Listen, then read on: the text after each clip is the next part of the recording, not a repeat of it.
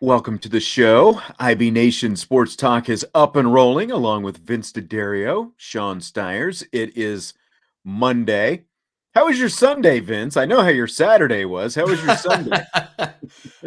Sunday was good. It was the last week of the youth basketball league for the daughters. So don't have to spend 3 or 4 hours doing youth girls basketball on Sundays anymore, which is fantastic. It wasn't good when I got home and I got to watch the Bears lose to the Lions by a point because they missed an extra point. It's brutal. Stiers. And I know you're not in a great mood because of the NFL either, because they had the game in hand and then they let. Well, yeah. I mean, the start and the finish of that one on our stupid TV, it's not our market's fault, but the Bills-Vikings goes overtime. That wasn't even the game that, the Bears-Lions was the game that was on TV in our market. Right. It ended a little early, so they flipped over to Bills-Vikings. That game ends up going overtime, but they kept it in the national window. So in the meantime, they wouldn't switch off it, even though Cowboys-Packers was the game, that was the national game and was supposed to be on. So, I've got my Sunday ticket. So I'm like, well, I'll just flip over to the Sunday ticket channel and watch it. They wouldn't open the channel in this market because it's blacked out. Wow. Right. But even though they were force feeding us this other game that was supposed to be on in that window. So, wow. And so then obviously the beginning of the game. Yeah. So I didn't get to see the beginning of the game. It ended horribly. They choke a 14-point lead away, yada, yada. So it was, and then, on top of that, it's like, we had daylight saving time last week. So we had time change. And then I went obviously to St. Louis for the women's basketball game Saturday, which, which was Central Time. And then we got back at 1 a.m., so I felt like I was hungover most of yesterday. Didn't touch a drop either. So that's funny. How you doing? By the way, they took the band. The Notre Dame took the band to St. Louis, with this Shamrock Classic and all that stuff. They took the band and the cheerleaders and all that kind of stuff. And so I'm at the women's basketball game, and before the game, I'm walking right by where the band sits, kind of at the end of the court behind one of the baskets. And I'm walking, and this guy looks at me and he goes, "Hey, Irish Breakdown, right?" This kid in the band, and I had to think about it for a second. I'm like, I'm a little surprised because that's the first time someone has actually recognized me in public specific to Irish Breakdown. Little double take. Yeah. So I'm like, yeah, do you listen? And, he's like, yeah. And I didn't realize that we had, Notre Dame students who actually listen to watch the show. I didn't think about it for whatever reason, but he's like, yeah, there are a bunch of us. And he said, thinks the band director watches and all this. He's obviously watching YouTube because he knew me by face and everything. So that's awesome. So shout out to Brandon and the guys in the Notre Dame band over there. That's the guy that I talked to. Thanks to you for listening, and any other students who might be listening and watching as well. Then he DM'd Jesse the other day as well, and he said, "Hey, I saw your dad. Tell him Rock Chalk, by the way." So Rock Chalk Jayhawk, Kansas, KU. That's awesome. So, yeah, that is awesome. Good to see you, Brandon. You made my day. we span the generations, Sean Stiers. We span the generations, not only with our staff, because Ryan is such a young pup and Jesse's such a young pup. That's right. And all the way up to us, we're not. And and then our listeners, we got them all over, man. It's fantastic. Everywhere. I love it. That's right. I never get used to people saying, "Hey, what's up?" Like when we're walking up to the stadium or something like that. It's still the weirdest feeling ever. Somebody came up to me at the girls' basketball game the other day. I'm in the stands. They're like, "Hey, Vince, right?" I'm like, "Yep." It's just awesome to talk to people. It's really funny. Cool. but it's just really strange. It's still very strange. So that's right. Just, you're sitting there in your office. I'm sitting here in my office. I talk to my laptop, and you kind of forget that there's actually people that give a crap about what we have to say, which is awesome. Yeah. So very really cool. So, whether you're at Notre Dame or wherever you are, just hit that like button right now, if you would, right? Hit the like button if you're watching on YouTube, and then rate, review, subscribe, all that good stuff on your podcast platform. Great to have you with us on this Monday. It was a head-scratching weekend, and I know you've been through some of it. Now, are you doing Upon Further Review tonight as well? 8 o'clock. Doing a double take again. Okay. Yep, 8 o'clock. Right. So I got a half-hour window, basically, to shovel in some dinner. Yeah, depending on how long we go tonight, right?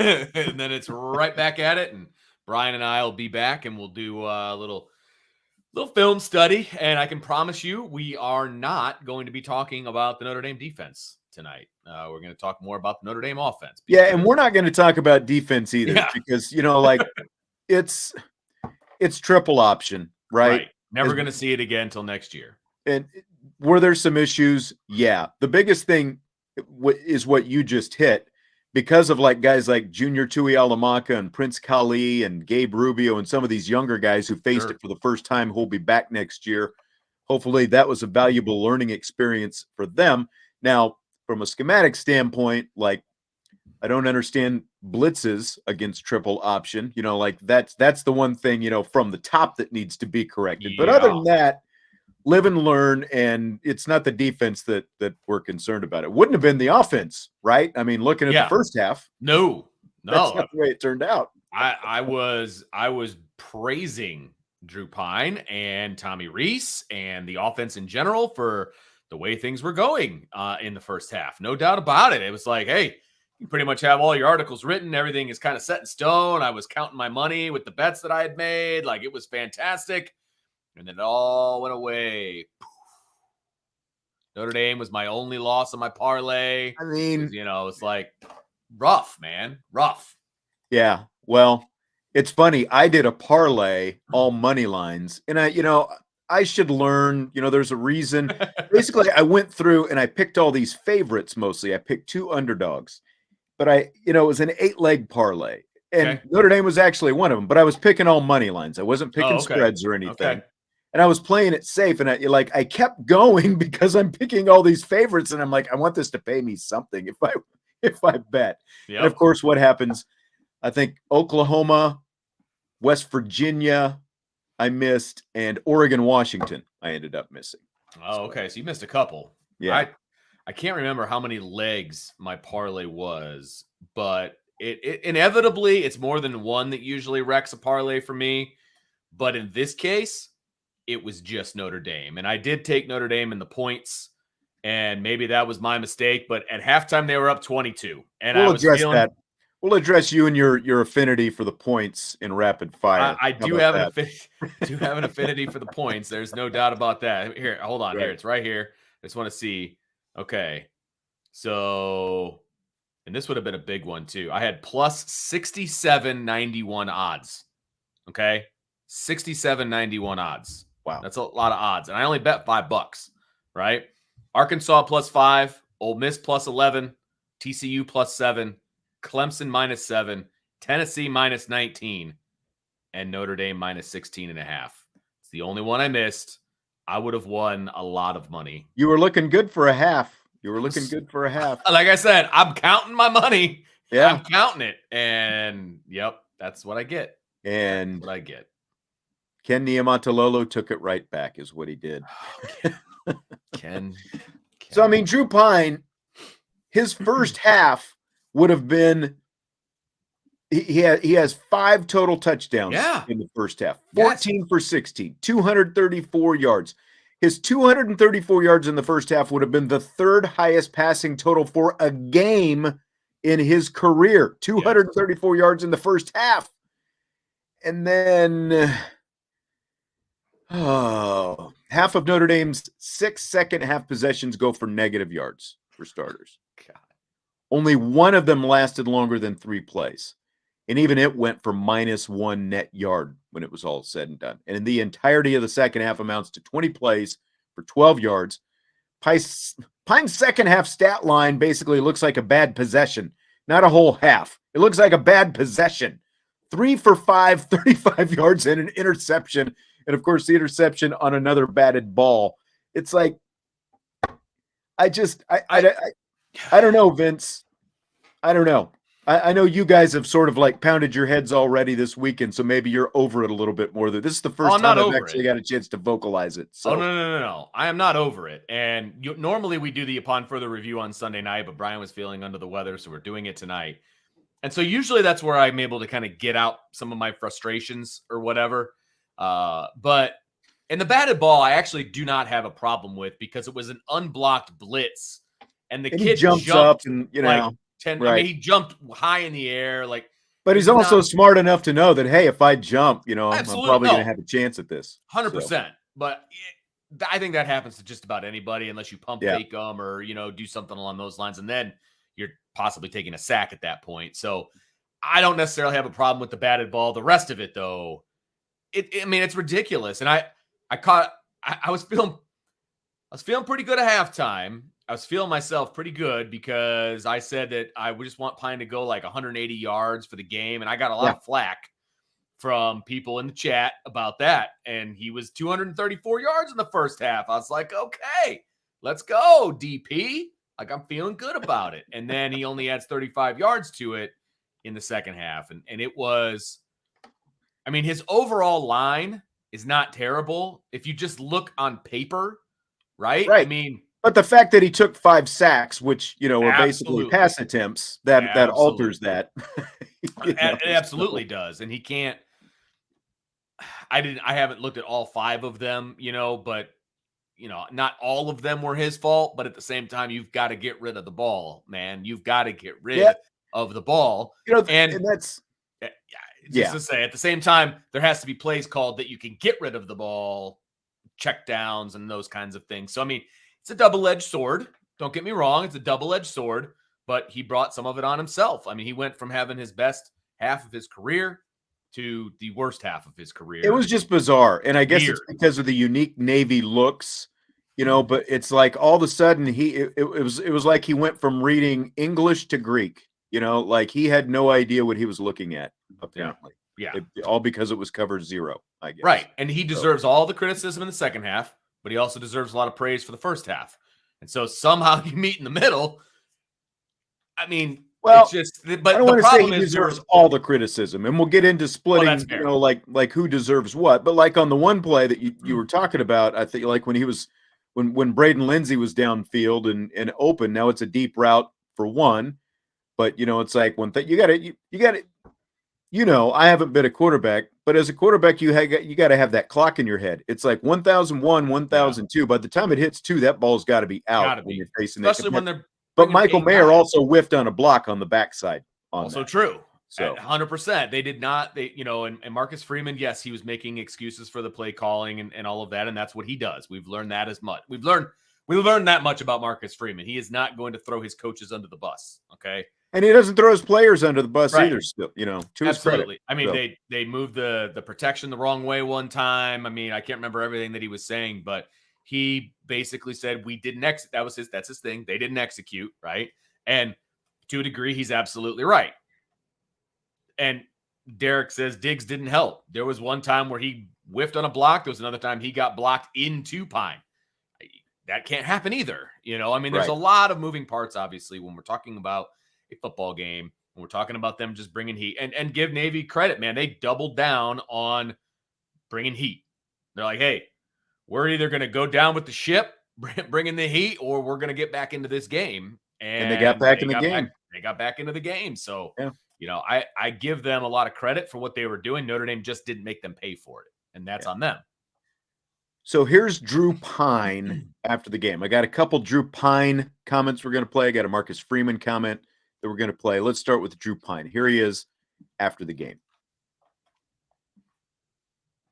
I think a lot of people have played us different. It's kind of how people play Notre Dame, but at the same time they play their defense because of the way they run the triple option on offense. So that's why they run that defense. I don't expect everyone to change what they've been doing all season. So like I said, we just got to learn and keep getting better, and that's what we're going to do. We're going to come in tomorrow and watch a film, and we're going to get better. But look, we won, and we're 20th ranked team in the country, and a win's a win. And we're, like Coach Freeman said after the game, was there were games earlier in the season where if we were in the same position, we didn't pull through and win, and we found a way to win today, and that's important, and we're going to keep building off of it. So, all right, so there you go, Vince. A win is a win. You heard him say it. You heard some more of his comments there, and Jeff asking, how concerning those comments are when you hear that. So what do you think, Vince? Is a win a win? Of course, they're happy that they got the win. I get it.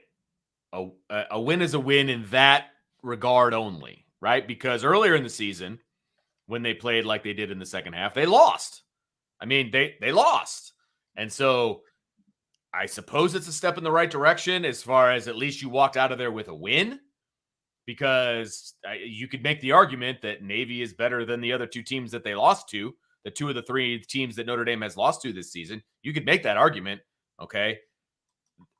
I think Notre Dame had a very miscalculation in that I don't know if they thought the Navy was going to quit or that they weren't going to keep fighting the entire game or what the thought process was. But to put your offense in your back pocket and not just run what you've been doing and doing what you were doing in the first half and having something to combat what they were doing, it's just unacceptable, right? So yes, a win is important.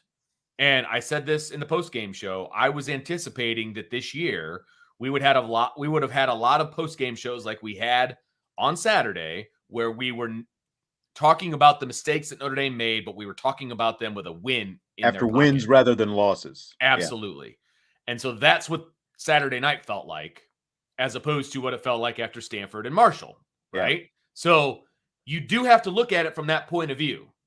They did not play well, and they still won the game. That's great. But I would have much rather had my starting quarterback go out there and say, we're not happy with the way we played. There was a lot of stuff we got to clean up. You can say you were happy about one or two things, and you can name those things, but you're like, that's not good enough. That's not the Notre Dame standard. That's what I want to hear from my starting quarterback. And it's the standard that you're trying to achieve at this point. Now the win is obviously important because you still want this season. You want to finish what has been a frustrating first season with a first-time head coach and, all the other factors that's gone with it. You want it to feel like at the end of the day, at the end of the season, that there was a net gain out of this whole thing, right? You want to come away with some kind of positivity. This gives you no real positivity. Right. The only thing you can say is it's a win. Yeah. But even Marcus Freeman has said at different points this season when he's talked about learning curves and fixing things that you can't just look at the end result. You also still have to look at what happened within each play, each series, and in each game and say, how do we fix that going forward if there's something broken? There were obviously things that were broken. And like if you look at the perspective of this thing, you had a really good first half and a horrible second half. Like if it would have been bad first quarter, good second quarter, bad third quarter, bad fourth quarter, and you still get the same result, we would probably have a little bit different feeling of this. But instead, what you had was 30 straight minutes of garbage, where again, 20 plays, 3 net yards? Is that what I don't even remember at this point. The net yardage was just brutal when it was all said and done. I mean, it was just bad. And it was two completely, it's like I think I said this in the post-game show, or maybe I had a nightmare. I'm not sure. But it was basically like, okay, they went in at halftime, and then they went and found 65 guys from the parking lot, and they're like, here, have our uniform.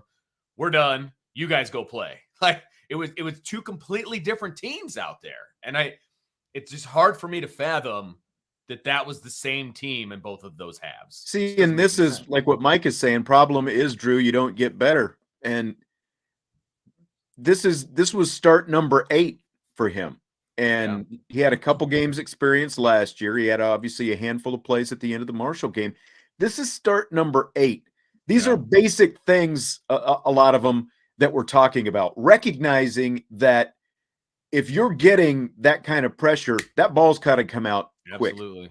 Like I was, in that Packers-Cowboys game yesterday, Greg Olson was talking about cover zero. And, there was a cover zero situation.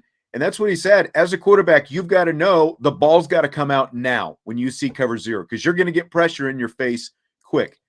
So as we kind of spin this around, and, I guess we're going to probably point fingers here in a second, but Drew Pyne as a quarterback, it's like, what have you learned for the previous 7 games? You've got to know at that point the ball's got to come out, and they were like, I'll save the rest of it for a second, but just basic stuff. The ball had to come out way quicker than Drew Pyne wanted it or was even trying to get it out. Like you don't have 3 to 4 seconds in the pocket, and that's like he thought he had that on any given play. Yeah, and that's not what you have when you're facing the kind of pressure you were facing. Well, and one of the things that we talked about in the post-game show, and Brian and I have talked about, offline, is that when you're an offensive coordinator and you're sitting up in the booth and you're seeing wide receivers just burn DBs all day long, right? And you start dialing up deep balls, and you dial it up and you dial it up and you dial it up, because you're seeing this happen over and over. And you're like, it's there. We can bust this thing wide open. We just have to complete it. Yeah. And you're seeing it over and over and over, but you're also seeing your quarterback take sacks or get the ball batted or not, or overthrow it or whatever.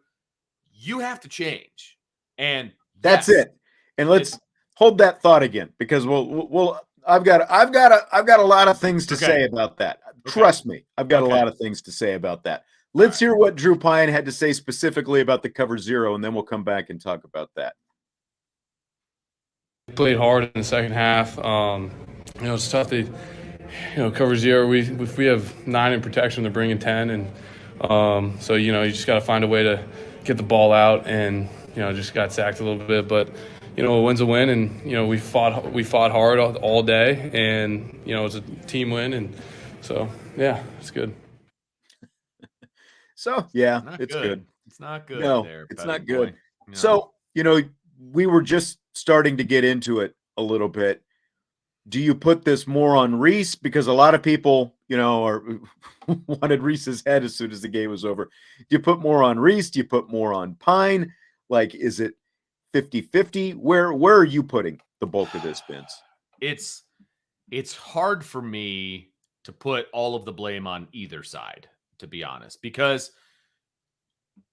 is Drew Pyne a starting quarterback at Notre Dame? He is this year, okay? But he was the backup for a reason. And so we have to take that into account. Yeah. We have to take that into account, right?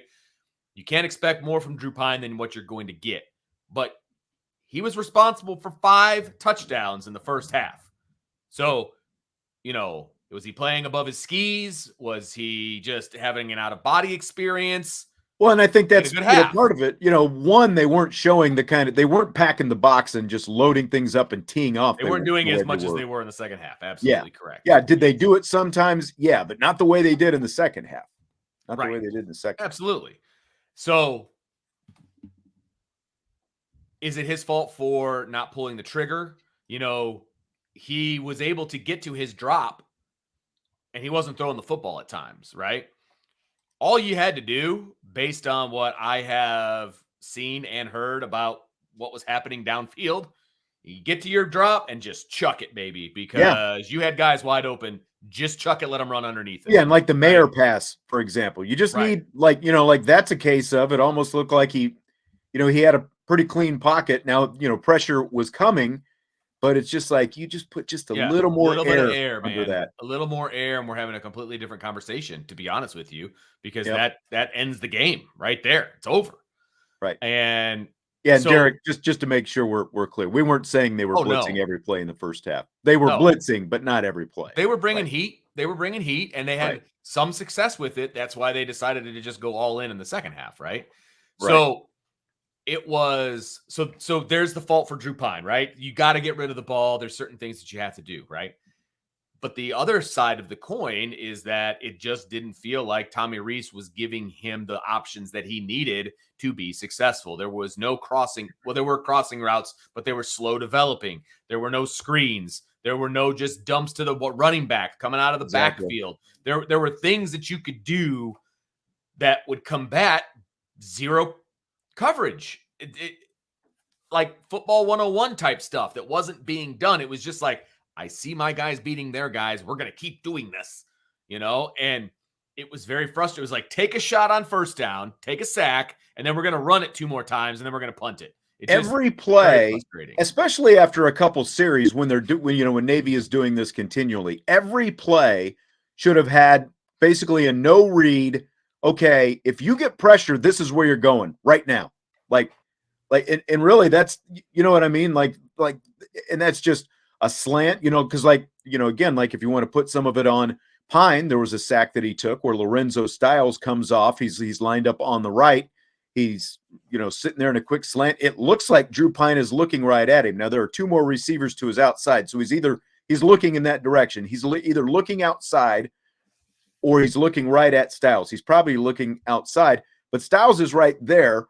He's got a clear lane to him. It's like he could almost reach out and touch him. It seems like but every play just needed, this is your hot route. If you're getting pressure, you're going here right away. A one read, not even a read. It's like, this is where I'm going to go. That's coaching. Yeah. I mean, that has to be, and that can be communicated from the box. Absolutely. Right? Yeah, absolutely. Even if you're not getting it on the first drive, you talk on the phone every time, hey, this is what we're going to do. Make sure you're hitting the hot route or whatever. That part is coaching. And the other thing is like what you were saying, sometimes they were open, short, running stops, digs, some slants, whatever. But, again, Pyne didn't throw to him. But if they're rushing 8 and 9 guys and they're, and they are in zero coverage, which they were, that means that every receiver is matched up one-on-one with somebody. They're playing man-to-man. And there's a reason that Navy was giving up, to Navy's credit, they were only giving up 88 rushing yards per game, but they were also giving up 275 passing yards per game. And there's a reason why. Every one-on-one matchup on that field on the outside is advantage Notre Dame 100% of the time. And just what you said, all he's got to do is throw it in that direction. Correct. That's it. No doubt. And you can't hold on to the ball. It is that simple at times. I mean, it's that simple, right? And he connects on one of those, it's game over, right? And Navy has to take the pressure back. You connect on 2 of those, they're definitely taking the pressure back, right? You have to force them to stop doing what they're doing. And Notre Dame didn't do that. And that's the thing. How many series does it take before Tommy Rees simplifies things for the quarterback, and just brings it down to the lowest denominator? That's really all you had to do. All you've got to do is have a conversation on that sideline with the headset and the phone about, those simple things. How can I make this as simple as possible for a guy who obviously is struggling out there? And, absolutely. Again, I get the answer, or I get the fact that Pyne was struggling and he had to get the ball up. But Reese's answer is almost always go to more tight ends. It's like, let's put more tight ends on the field. And what do tight ends do? What do more tight ends do? Especially the way they were using them, like when they were doing 13 personnel and sometimes 13 with Jaden Thomas, who Dan Orlovsky didn't call a tight end, thankfully, but who other announcers have called a tight end and called it 14 personnel. It's basically it's still 13 personnel with a big wide receiver lined up as a tight end. But what happens in those situations? You're bringing more guys into the box and you're already struggling to defend the box because you've got more bodies there. Yeah. You need to get bodies out of the box is what you need to do, not put more tight ends on the field and put them in the box. Because obviously you can have 12 and 13 personnel if you're going to split the tight ends out as receivers, because again, just look at the simple math. And look, I'm not good at math. I've always been very upfront about that. But fortunately, football makes it very simple. There are only 11 guys on each side, so the math is pretty simple out there. If I'm going 13 personnel with a wide receiver and a running back, that means 10 defensive players versus 9 potential blockers. The way that they were employing, those extra tight ends in 13 personnel. They were lining up all the tight ends as extra blockers at the line of scrimmage. The numbers were never going to favor doing that, but that was the answer most of the time. is to bring more in. It's not just throwing more numbers at the line of scrimmage. It's how you manipulate the defensive personnel and manipulate the numbers in the box with your own offensive personnel and how you line it up. Because if you want fewer guys rushing and clogging up the running lanes, bringing in more receivers and spreading the formation out, that's the answer. So, like, let's say you go 11 personnel, 1 tight end, 1 running back, 3 wide receivers. You split out all 3 receivers. You split Mayer, who would be the tight end in that situation. You split him out as well. That's 5 out of the box. That means that the most Navy can commit to the box is going to be 6 because you've got guys spread out all over the field. If you can't protect the quarterback with Notre Dame's 5 offensive linemen and a running back in the backfield, good luck to you the rest of the season, because it's like you should be able to protect with that. And in fact, the very last offensive play that Notre Dame ran, they actually did that. It was 3rd and 17. They split it out. There were, I think there were like 5 guys in the formation. They threw that quick little screen to Lorenzo Styles behind Michael Mayer blocking. What's he do? He picks up 7 yards because, again, there was virtually no pressure and they've got guys spread out. They completed a quick, easy pass and they got 7 yards out of it. But that was the last play they ran because they ended up punting after that. Right. And then even 21 personnel. You start with both running backs in the backfield. So now you have a tight end, 2 wide receivers split out. And now you have 8 in the box. But then you can motion Tyree out of the backfield, drops it down to 7. And again, when you start out, now there was a couple times when they would have it. I couldn't tell on TV if it was 22 or 21, but there were 2 backs, but like they started off with Tyree as a wide receiver. So at least he's out. But I mean, in terms of, again, manipulation and making the defense, actually have to think a little bit and have to do something. If you start with those guys in the backfield and then motion one out, it does a couple things. One, it takes another guy out of the box.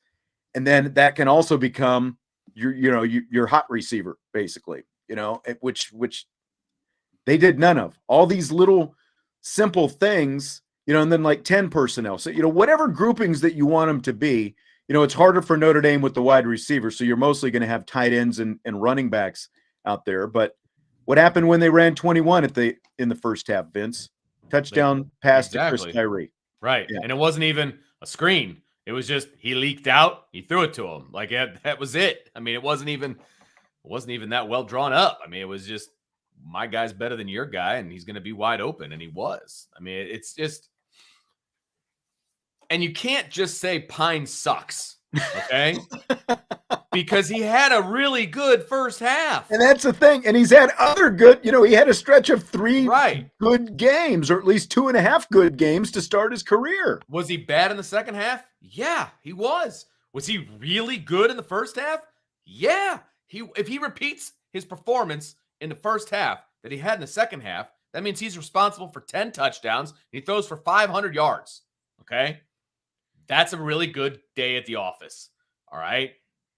Being responsible for 5 touchdowns and throwing for 250 yards, it's a pretty good day at the office. Yeah. It just so happens he did it all in the first half, right? So you can't just be that guy that says, Pyne sucks. I told you all along. Look, he is a backup. You're not going to hear me say otherwise, right? But if you use him correctly, he can be very effective. He was going through reads. He was accurate as all get out in the first half. I mean, he was doing everything that you needed a quarterback to do in that game in the first half, period. Yeah. So I'm sorry. It's irresponsible and it's lazy just to say Pyne sucks. Okay. Because he was 2 different dudes on Saturday. He's really good. He was really bad. And I guess, like when we get back to the original question, is a win a win? It's like, again, it's like they came out of the locker room and they kind of thought they could just milk the clock the second half or something, right. Like I was joking. Somebody said this to me when I went to the press conference today. One of the other guys, on the beat, he was like, you probably could have just taken a knee every time. And it's like, from a strategic standpoint, you would have been better off because, you don't risk interceptions. And that's true.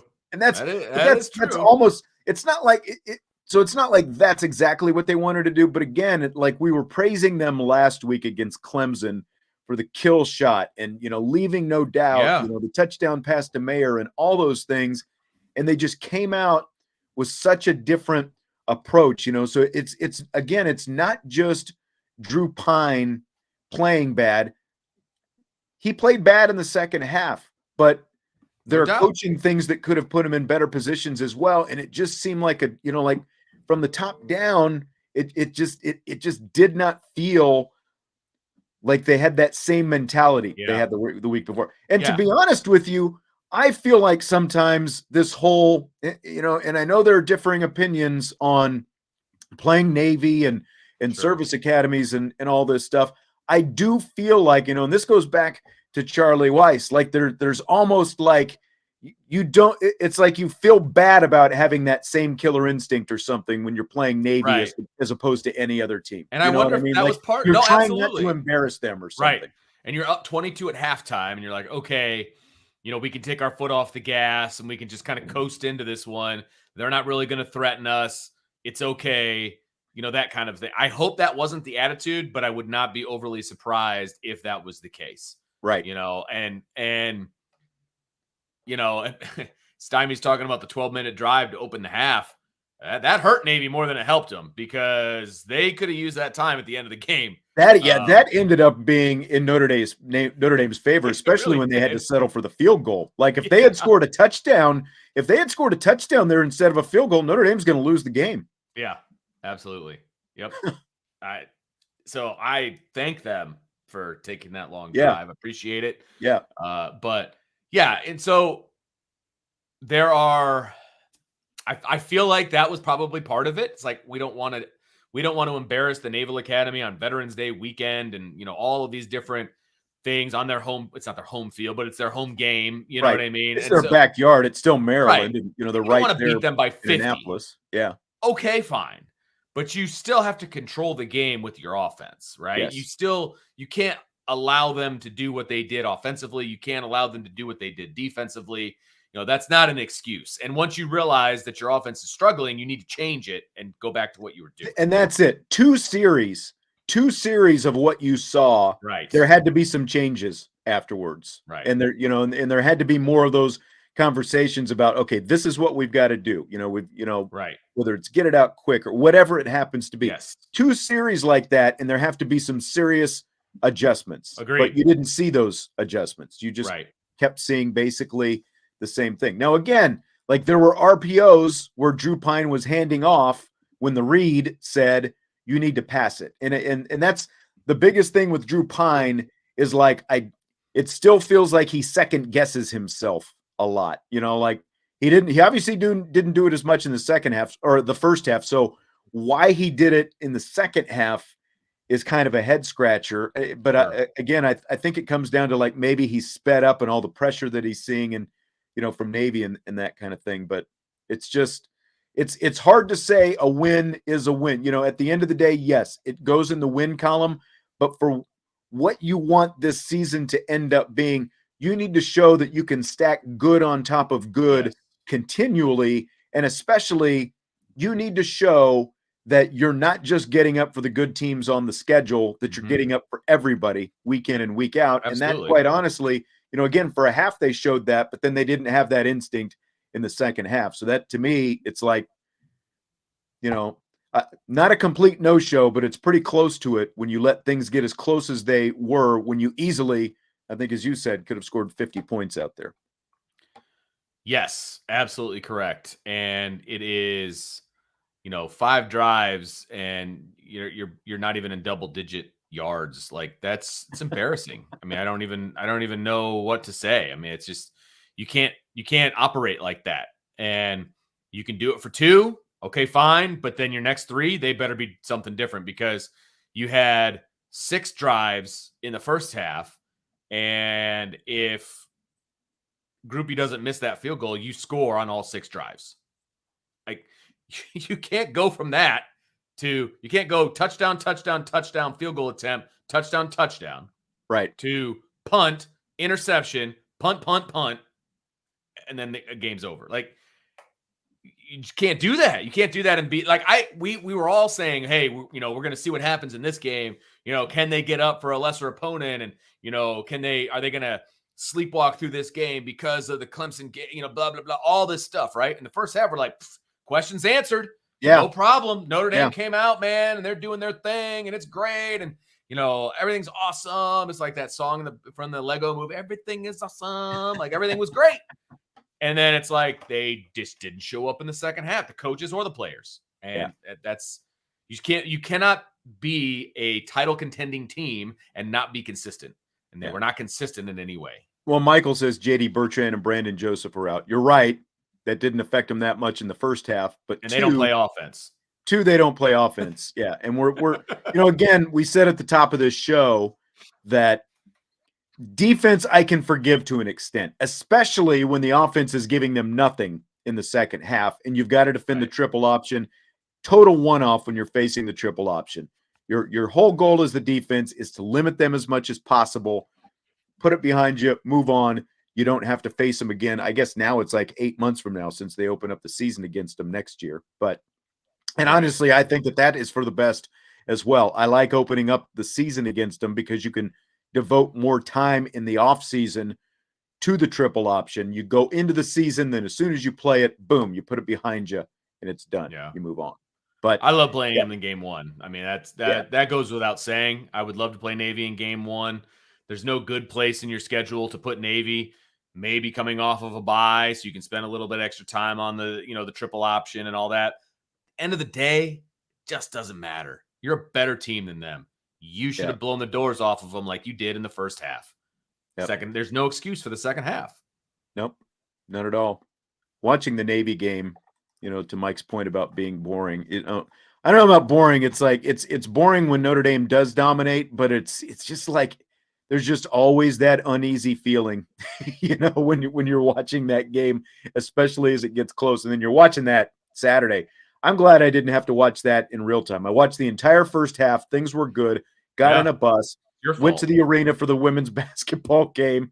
And then, I'm like getting these texts, what's going on? And I'm like, I'm at a basketball game. Don't ask me right now, and so then I get home and, I can fast forward through all the mess. It's just, it is, as John says, this is it. It's just stressful. It's like you're kind of on the edge of your seat. You're waiting to see how it's going to go. And I will say this, and I know Brian will have the complete opposite opinion of me. I like watching the triple option. I enjoy watching the triple option because you need all 11 guys doing the right thing. And then that's football in general, but it's an underdog offense. It is, it's a smart person's offense. Frankly, you have to be smart at almost every position in order to run the offense correctly. And I love it. I think when it's done correctly, it is poetry in motion. And I'm sorry if people can't appreciate that. I appreciate the triple option. Yeah. Personally. But again, I don't want to get into a critique of the defense, but there were missed assignments and the way they were attacking it and some different stuff like that. There were issues, there were coaching issues, there was execution issues, whatever. It is kind of hilarious when you think about it that Bob Davie and Tyrone Willingham both undefeated against Navy's triple option at Notre Dame anyway. I don't know if Tyrone faced him, when he went someplace, when he was either at Stanford or Washington, but hey, undefeated. Just saying. Marcus Freeman's undefeated too. That's right. Started off 1-0. Just saying. There you go. Yep. Vince, is it time? Are you ready for rapid fire? Oh my gosh, I'm so ready. Let's do it. I am so ready. So ready. I got a feeling our viewers, listeners are going to like this first question. I'll see where we go. I don't know if how our answers are going to differ. Fill in the blank. Many people want to see Tommy Rees lose his offensive coordinator position right now. And that's blank. It's unrealistic. I was going to say ridiculous. I was going to say, far-fetched. I was going to say, heat of the moment decision. It's just unrealistic. It's just not going to happen. They're not going to fire him in the middle of the season like this, when they, coming off of what happened at Clemson and all, there's too many positives for him from a firing standpoint. You're not going to fire him in the middle of the season. He hasn't done anything illegal. That's the only way you're going to get fired in the middle of the season is if you do something illegal or you're a bad dude, you're abusing players, there's off the field stuff, right? It's a winning program. It's probably going to be a top 15-ish program at the end of tonight. You're not firing your offensive coordinator. That's not happening. Not now.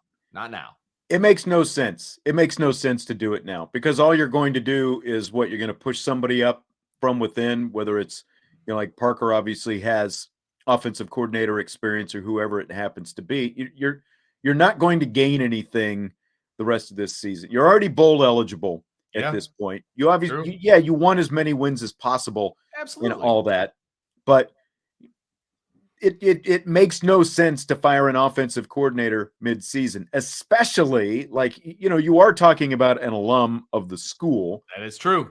And also an alum of the school who was hired under unique circumstances. So the whole, who's in charge of what and, who makes that call, he was hired before Marcus Freeman was hired. Technically true. Don't forget. So, but it's just, it makes no sense to do it now. You finish out the season.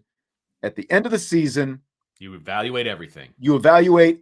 Whatever, whatever you think needs to be addressed, you address it. And just like I've said before, I don't think it makes sense to fire head coaches mid-season, especially in September, when so many of them started getting the axe. That was ridiculous. It just makes no sense. But there's no reason to do this now. And again, what does it gain you? How about that? Let me turn this around. If you fire Tommy Rees right now, what does that gain you the rest of this season? What does that gain you? Because then you're handing the reins off to someone who has a lesser knowledge of the offense, and maybe that's good. I don't, maybe that would be all it would gain you. But someone who hasn't called plays for this team, hasn't worked with the quarterback because he's also the quarterback's coach, all those different things.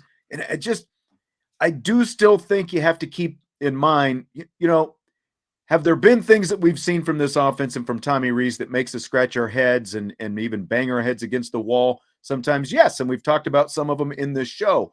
But at the same time, this is a guy who is working with a backup quarterback. This is at the end of the day, a backup, basically emergency type quarterback, that they've managed to win all but one game with so far. They haven't all looked pretty, but they've won all but one game with this guy. He's 7-1 as a starting quarterback right now. Yeah, that can't be forgotten. I mean, look, he hasn't looked good at times. He's looked pretty darn good at other times. I mean, he is a very up and down quarterback, and that's why he's the backup. He wasn't consistent enough to win the job, right? It is what it is, man. Again, he is 7-1 as a starting quarterback at Notre Dame. And that means that, in the last 8 games, Tommy Rees is 7-1 as well. And we can nitpick and we can be upset with some of the things that he has done or not done. And we will do that tonight at 8:00. Tune in. But, nothing, firing him right now doesn't do anything to help. Gains you nothing. Gains you nothing. Right. When you've got 2 regular season games and a bowl game to go. Right.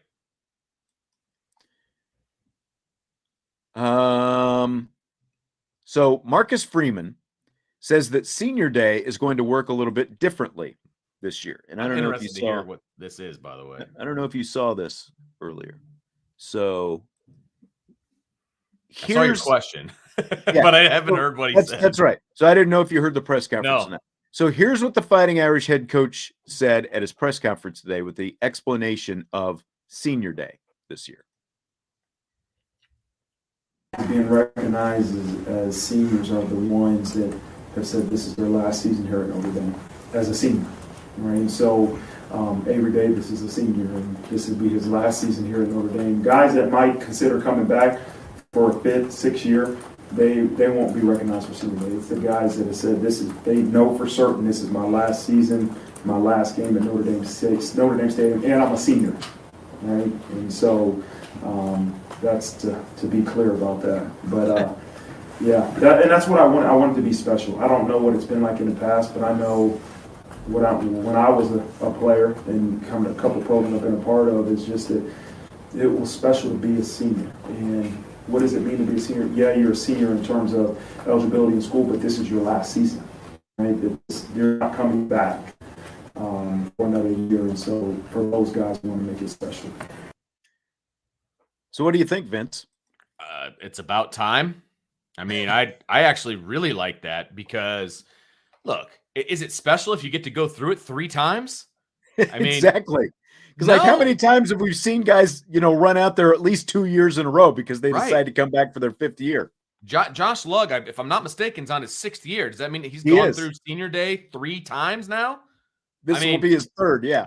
That's not special. He's gone through senior day almost more times than he's been on the team. Right.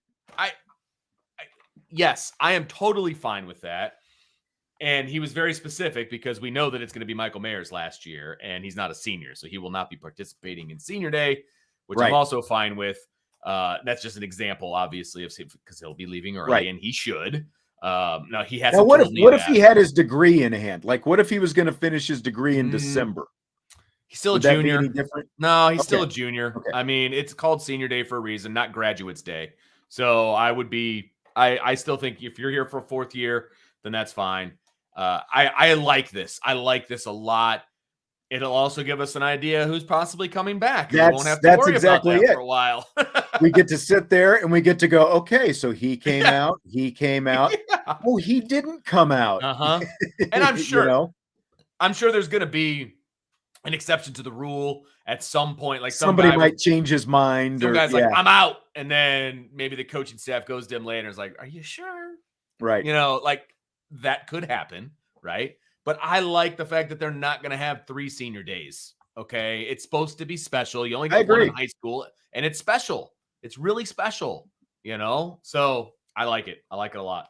Oh, I like it a lot as well because of what you said. It's like, how many guys have we seen go through, and it's like, well, he still could come back next year, and then he gets another senior day the next year. There are going to be 25 guys, he said. 25 guys will be honored for senior day. And now we know that some of those guys will be walk-ons. So that's actually a pretty small pool. Like if you think about it, a pretty small potential pool of of guys who are saying I'm absolutely done. Yeah, the number that they're going to bring in from a recruiting standpoint. Right. So there's going to be more attrition than that because there's going to be some transfers. There's going to be this, that, and the other. And there's probably going to be some older guys that decide after senior day to leave. So that it's going to work itself out. It always does. But yeah, that's a small number. That's a really small number. And by the way, the other part of that, I actually asked the question about if they've started having conversations with 5th-year guys and stuff like that. And he turned it into explaining how senior day was going to be. But I also asked about Avery Davis and what his future could look like. This was his 6th year, and then obviously the ACL. But you heard Marcus Freeman said Avery Davis is done. This is his last year at Notre Dame. So, I mean, that's heartbreaking. It's really unfortunate, for a guy who's put so much into the program and, tore both of his ACLs in the last 2 years. Yeah. But, and like he was potentially last year, the way he was playing, thinking about the NFL draft and so. And maybe he still goes and rehabs and tries to get strong and works out and tries to catch on as a undrafted free agent someplace next year with the NFL. But it really does suck, But he will not be back for a 7th year, Avery Davis. It just means that you and I have to get there early and actually have to write down every guy that comes out of that tunnel because a guy like Bo Bauer, I think he's got he's probably got a COVID year that he can use. Who's coming out of the tunnel? Who's coming out? Who's not? I think this was Bo's 5th year. Was it? I remember right. There's always the COVID year. So you only get the COVID year is 5 years though. Like wasn't he injured though at one point? 5 years of playing. I mean, yeah. Maybe not. I would have to double check that. The COVID year has screwed everything up as far as I know. For me. It's harder to track it. Exactly. Where everybody's at. Like I don't even know anymore. I was going to look at the roster and see because sometimes they kind of tell you some things, but I highly doubt that it's going to be helpful to me. Let's see here. Football number 52. He is a senior with an asterisk, whatever the heck that means. Of course, they don't tell you what an asterisk means, so that's awesome. Yeah. Anyway. All right, fill in the blank on this next question, Vince. It means blank that Notre Dame is a 20.5-point favorite to beat Boston College this week. It means that I'm not betting that again. I've learned my lesson, and I'm not taking the 20.5 points. But from a Vegas standpoint and from a talent standpoint, they are absolutely 20.5 points better than Boston College. Boston College pulled the upset against NC State last week. Awesome. Congratulations. They're working with a backup quarterback as well. They've got an offensive line that I'm pretty sure you, me, Brian, Sean, and Ryan could do a decent job if we took their spots. Okay. The offensive line is terrible. Okay. Terrible. If anybody thinks that Isaiah Foskey isn't going to get the sack record and he gets an opportunity to play Boston College is out of their minds. Okay. He's going to get it probably on senior day. So it's absolutely accurate from a Vegas standpoint, but I am not touching it with a 10-foot pole. I don't know how they keep making Notre Dame a double-digit favorite, though, because what this means, the fact that Notre Dame is favored by almost 3 touchdowns, it means you should run from that line is what it means. And quite frankly, if you're still betting on Notre Dame at this point, you probably need help. And, at least you're in, the early stages, Vince. You're not in denial. You have finally looked in the mirror and realized that maybe the problem is closer than you wanted to realize. And I added them to that parlay at the last second to boost the odds because I was like, I'm not going to win enough. Stupid. Here are the facts. Notre Dame's played 10 games this season, right? They have been a double-digit favorite. This is the 6th time they have been a double-digit favorite. Okay. 0-5. 0-5 as a double-digit favorite. Marshall, 20.5-point favorite. Cal, 13.5-point favorite. Of course, they won that game. But Stanford, 16.5-point favorite. UNLV, 26-point favorite. And then, of course, Navy, 17-point favorite. 0-5 against the spread as a double-digit favorite this season. If, that doesn't tell you, if you really think you have to bet Notre Dame, the game, you need to be betting on Boston College. Is what you know what's going to happen. All 153 of these people are going to take Boston College plus 20.5, and Notre Dame's going to win by 21. They're going to win by 21. You watch. Yeah. But, again, it's like play up, play down, right? What do all those teams that they're when they were favored so heavily, what do they have in common? Well, one, Notre Dame was a heavy favorite, but Notre Dame did not play well in any of those games, even the wins, for parts of the wins, but they didn't play complete games in any of them. Yeah, but they're 5-0 on the other side when they're either a single-digit favorite or, in the case of Ohio State, when they were an underdog. They're 5-0 against the spread in those games. So, don't bet this game. Wait for USC. Bet that because they'll be an underdog. Yes, they will. And I'll take Notre Dame in the points all day on that one. Yes, all day. Yes. Buy or sell. If Notre Dame had ended up losing to Navy after leading by 22 points at halftime, would it have been worse than losing to Stanford or Marshall? This is something that I saw floated around this weekend. I will buy that. It would be worse for one major reason. It's November 12th. That's why it would be worse.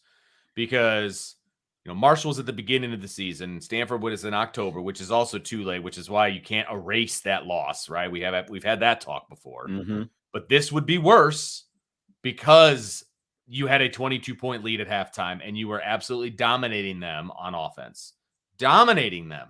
22 points at halftime. It would have been worse you think people are upset right now because they had a bad second half? Can you imagine if they would have actually lost that game, what we would be dealing with right now? Deservedly so? No, it would be worse than losing to both of those other teams. And it's not just having a 22-point lead at halftime. It's that you had a 22-point lead, and it's not just that it's Navy, but you had a 22-point lead against a triple option team, regardless of what the name is. Yeah. The triple option is not built to come back from a 22-point deficit, and they nearly did it. And again, if they don't have to kick that field goal, if they turn it into a touchdown instead at the end of the first half, then they would have come back. And it's like you can't give up a 22-point lead to a triple option offense. You just can't. And it absolutely would have been worse than either one of those games because, one, at least there was some back and forth in those games. And Notre Dame did have leads, but they did end up giving them up. But this one, when you're up by more than 3 touchdowns and what you said, you're this late in the season. Again, you're supposed to be building to something now under this first-year head coach. And to have lost that game, to have completely collapsed and lost that game would have been the momentum would have been terrible. I mean, it would have been absolutely terrible.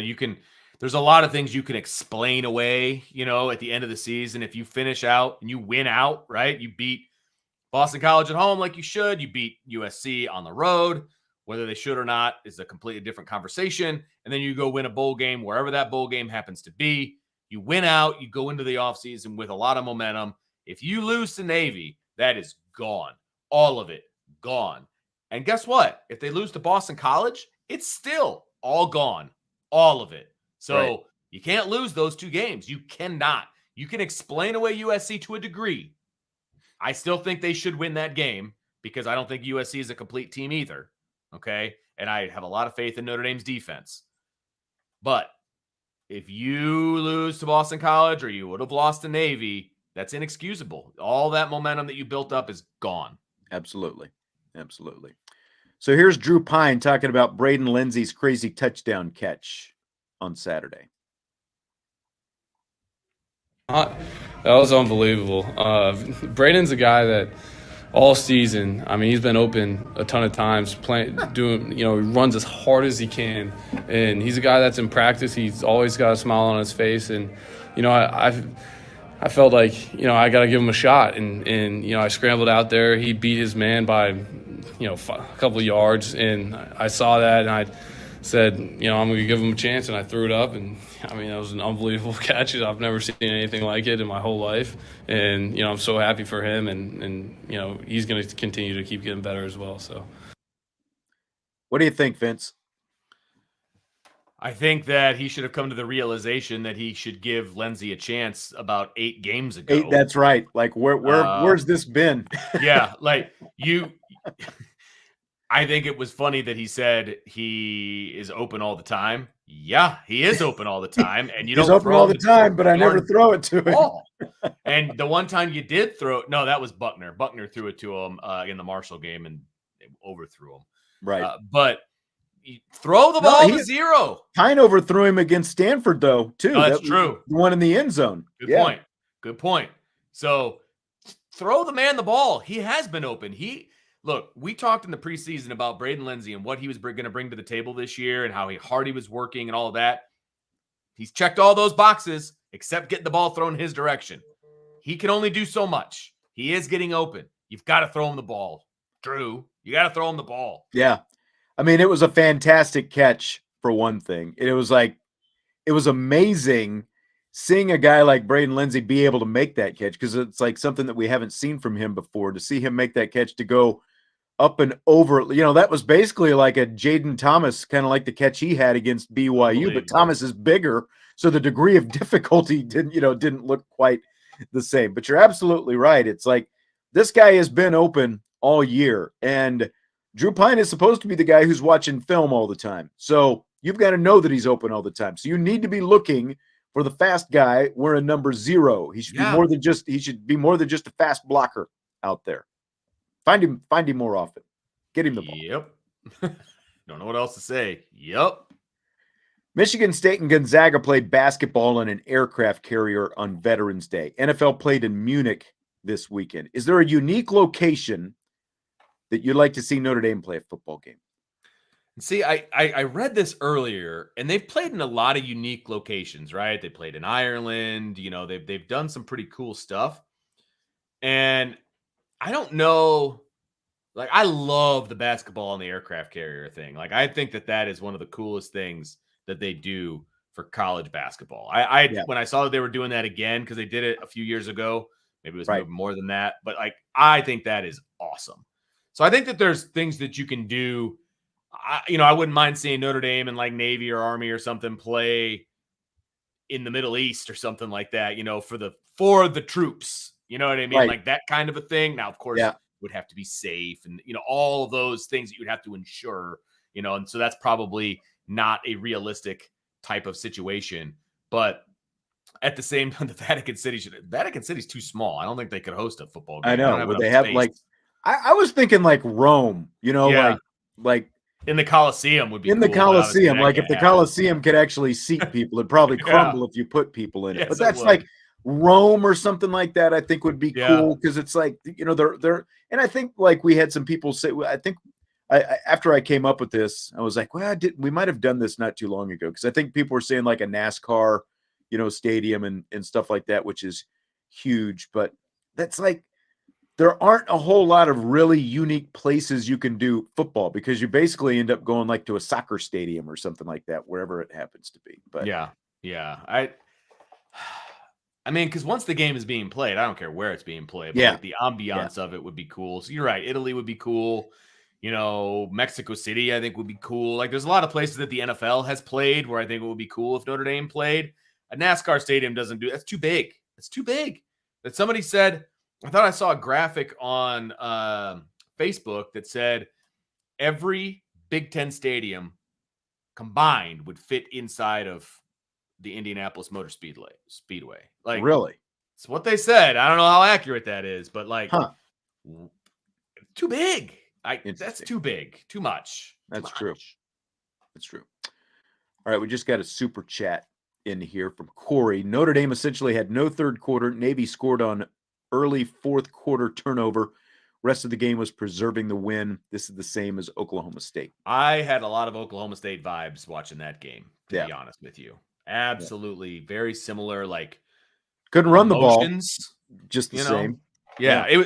The emotions were the same. Like I watched the Oklahoma State game. I was there. First half, I was like relaxed watching the game. I was shooting the bull with a guy sitting next to me. Halftime was great, getting some food, not worried about the outcome in any way. Second half, obviously we know what happened. It was a very similar feeling in this game. It was a very similar feeling in this game. Glad it didn't turn out the same. Interesting that what Ed is saying here, like change of subject.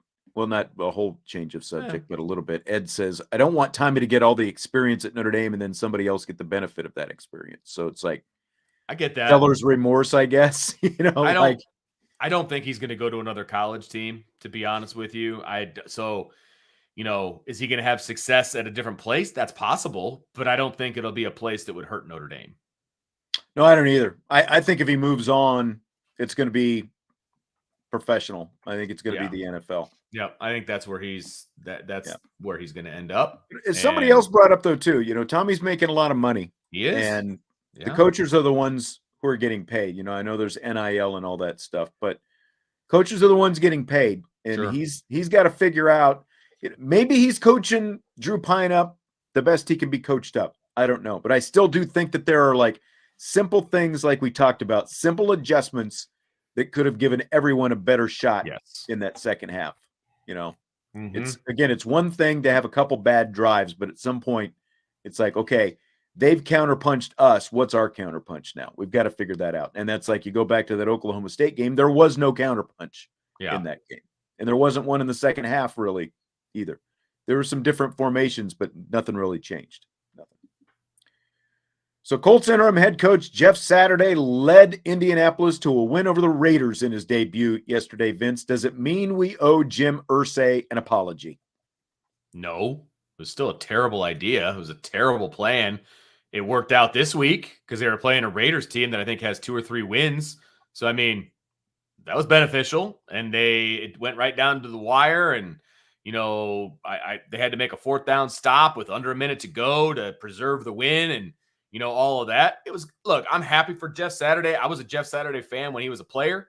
And to his credit, he made some moves. Like he reinserted Matt Ryan as the starting quarterback. I mean, he did some stuff. He's not just along for the ride. So, I mean, I appreciate that. But no, man, Jim Irsay's an idiot. You hired somebody with no coaching ability, coaching experience, man.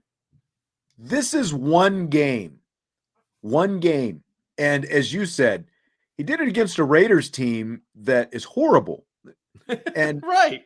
I've said from the beginning of the season, Josh McDaniels, like there was some irony there as well that, like McDaniels is the one who, took the job in Indianapolis, then decided to stay in New England as offensive coordinator for a few years. That's what got them Frank Reich in Indy. And now here's McDaniels. McDaniels is going to flop like almost, I want to make sure that I emphasize, almost every other former Patriot coach, because Vrabel, is doing pretty well down there in Tennessee still. That's a guy who knows how to coach to what his talent is and to the level of whatever it is he's playing. Let's see what Jeff Saturday is at the end of the season. There are a lot of teams, it's like they fire the coach mid-season, teams will rally around the interim, and they've got one win in them. Like even the Panthers did it, when they had an interim coach, and then they got rid of Christian McCaffrey, and they turned around and they beat Tampa Bay. So it's not like other teams have never won with an interim coach. It happens all the time where the interim, sparks something, maybe brings a little pride out of these guys, and they do it for one game.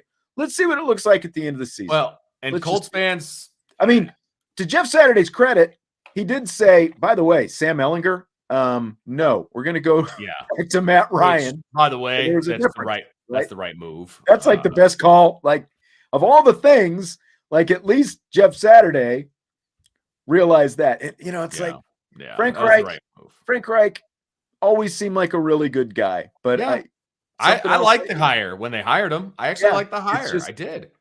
He just at some point showed he probably wasn't cut out for that job, And I if I'm a Colts fan, it's like, be careful what you wish for. Do you want the Colts to go on a run right now, and then Irsay just to name Saturday as the official head coach, like moving forward over the next 3 years? Is that what you want? I don't know. Is that what you want? Yeah. I don't know. Jeff Saturday, like I said, good guy. I think he was a pretty decent analyst when he was doing that kind of stuff. I don't have enough information to know whether he's a good head coach or not. Yeah. Interesting from Domer Buzz. He says, Tommy Rees is 28-7 as an offensive coordinator. Who would do better? We quit in the Oklahoma State meaningless game. Let's go home. We can beat them if it can. I don't know. They quit. They just, again, they had no adjustment to the game plan. You can't say that they quit. The players didn't quit. Yeah. They didn't adjust. The coaches didn't coach well, right? And there was a reason that some of them lost their jobs after that game. And it was a poor performance from a coaching standpoint, but the kids didn't quit. I'm sorry. Right. Salty was asking earlier, I've got my unsalted t-shirt on. Don't think I'm seeing that unsalted sweatshirt, John. Starting something. And I got this like I got this when we went on vacation in Michigan. They, it's like got the Great Lakes. The Great Lakes unsalted, but I did wear it for you today. So we have salty and my unsalted here. So like that. And one other question, when we were talking about the 50-year stuff earlier, do the coaches have that conversation with players that you don't need to come back? There are different kinds of conversations along those lines. Obviously, some players they want back. And, if they do want them back, they'll present them with the information like this is how it would benefit you to come back. And, it's mutual. And, there are others who, especially when you're in the situation that you're in right now, where maybe you're recruiting well, with some of these younger guys, and you've got younger guys who are starting to come up. It's like, well, maybe it's time for you to move on. And you have to have that, like, they're honest with them. When you're the head coach, you get to have those conversations with guys. And sometimes it's letting go of a guy that, you appreciate and that you love and as a human and all of that stuff. But if he's got his degree from Notre Dame and you need to make room for a younger guy, then you make room for another younger guy. I mean, that's just the way it works, man. It's the circle of life when it comes to college football. And you need 85, and you've got to keep the best 85 around. Right. And if you're recruiting a guy to come in, you're probably going to keep that guy. And that's just the way it goes. There's all the conversation going on with recruiting. Did you ever get a response earlier before the show started? I did. Yes, I did. Is there anything that we want to say before we wrap this up along those lines? I can simply say that if, for people that did not get the information, of course, Kenny Minchie has decommitted from Pitt. from Pat Narduzzi and Pittsburgh, which I'm sure he's loving every second of for his affinity of Notre Dame. I want to see Pat Narduzzi have a conniption fit. Oh, he will. That's what I want to see. He will. But he has decommitted from Pitt. Pitt. To watch that, actually. I know, right? He's decommitted from Pitt. He is visiting Notre Dame this weekend. And this is a quote: "If all goes well, things look very good for Notre Dame for him to be in the 23 class." And I will say that I love this kid's film. So once we kind of crossed the bridge of Dante Moore and the fact that he wasn't going to be coming to Notre Dame and that he was going to go to Oregon and whatever, and we kind of started looking at other quarterbacks and things of that nature, and of all the quarterbacks that I watched that were a possibility, right, that they were going after, this was my favorite guy. I mean, I think the ceiling is the highest for this guy. He's got a strong arm, man. He can just flick it out there and it goes a heck of a distance. I just like that he's a pocket passer. He's not super fast. He runs like a 4.7, but he can get yards when he needs to. He can run the read option and be effective, right? So he's an athlete, but he's a pocket passer. He'll sit back there. He'll read a defense. He anticipates very well, I thought. I think he throws well off platform. This is a good get. I mean, this is a really, really good get for Notre Dame. He's a high 4-star guy, in my opinion. Yeah, and I think he's good. This is what we've talked about. You know, this is like, if you really, want to judge Tommy Rees, it's like the recruiting aspect of it and what's gone on there for the last few years. Yeah. And now if you want the program to elevate, because like look at Clemson. Now they've gone out and got 5 stars, but those guys were nowhere near what Trevor Lawrence is. But if you want it to elevate, you got to get deeper talent in that quarterback room is what you got to have. You got to get better competition between better players. And then, like we said, you get as many high 4s and 5s in that room as you can. And then if one of them transfers, you've still got another high 4, 5-star type guy. You don't go down to a 3-star kind of guy. Yep, absolutely. And he's a 4-star kid and he's got all the tools, man. I mean, yes, he's going to need to be coached. Okay. No kid coming out of high school into college doesn't need to be coached. Okay. So he needs to be coached. He's not a kid that you're going to be putting all your eggs in his basket to be starting as a true freshman. Right. But he's got a lot of tools, man. He's like 6'2". He's got a filled out frame. I think he has the possibility of being very, very good. All right. I'm going to be on the road tomorrow, heading over to Northwestern. I got a women's basketball game Wednesday night. I'll actually be on the show with Vince Wednesday. Yeah, baby. From my hotel room before we go to the basketball game. But is it you and Jesse tomorrow? It is not. It is Jesse and Brian. Jesse and Brian. I'm busy as well. So I will be at a girls basketball game. You're at women. I have girls. So. Well, you enjoy that. And that's going to do it for tonight. A lot of good stuff. We vented. We got most of it out. So that's good. Absolutely. But make sure you tune in 8:00 tonight. That's right. So everybody go grab some dinner, relax a little bit. Come on back. 8:00. Brian and I are going to have our Upon Further review. We're going to talk about the Navy game. I hope we talk about the Navy game for a while, but we're going to talk predominantly offense versus the Navy defense, first half versus second half, all that fun stuff. So make sure you tune in. All right. Thanks as always to everyone. Hit the like button on your way out if you would. Subscribe, rate, review, all that great stuff as well. We will talk to you very soon. Full week of shows. End of the season is almost here, but wrapping up, man. We'll be here even when the season ends. Don't forget that. So we will talk to you later. IB Nation Sports Talk.